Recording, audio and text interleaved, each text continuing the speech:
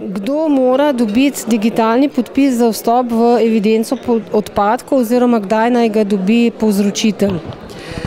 Nujno morata pridobiti potrdilo za digitalni vstop v ISO odpadki zbiralec in obdelovalec, torej zbiralec, ki je vpisan v evidenco zbiralca odpadkov, in pa obdelovalec, ki ima okoljevarstveno dovoljenje, na podlagi katerega lahko izvaja obdelavo odpadkov.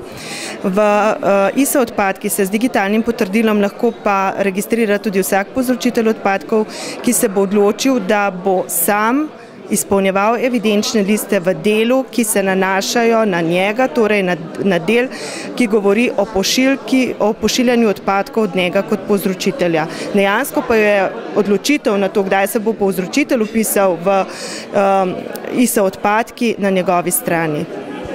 Se pravi, ali bo po 1.1. možno oddaja odpadkov zbiralcem oziroma predelovalcem, ki ne bodo potrjeni za digitalno podpisovanje ali ne?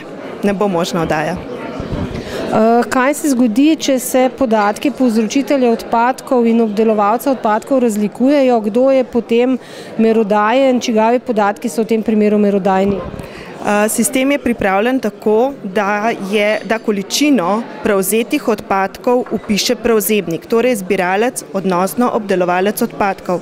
Ravno iz teh razlogov, da ne bi bilo preko evidenčnih listov prepiranja o tem, čigava količina je prava. Ima pa možnost pošiljatelj količino odpadkov vnesti kot vpombo v evidenčni list in predno se bo potrdil evidenčni list, morata medsebojno to urediti pošiljatelj in prevzemnik odpadka. Kako pa je s popravki? Popravke je možno upravljati, dokler je evidenčni list v delu, status v delu, torej ko ni elektronsko podpisan. Ko je evidenčni list elektronsko podpisan v delu, recimo, kar izpolnjuje pošiljatelj, se ne more več teh podatkov popravljati, in ko je podpisan še strani prevzemnika, se tudi evidenčni list ne more več popravljati. Kako pa bomo inšpektorju dokazovali oddajo odpadkov? Evidenčne liste se vedno lahko shrani v svoje sisteme, torej, ker se lahko izpiše tako imenovana PDF oblika skupaj z elektronskim podpisom, mi lahko to shranimo v svoje elektronske evidence in ob prihodu inšpektorjev lahko to pokažemo.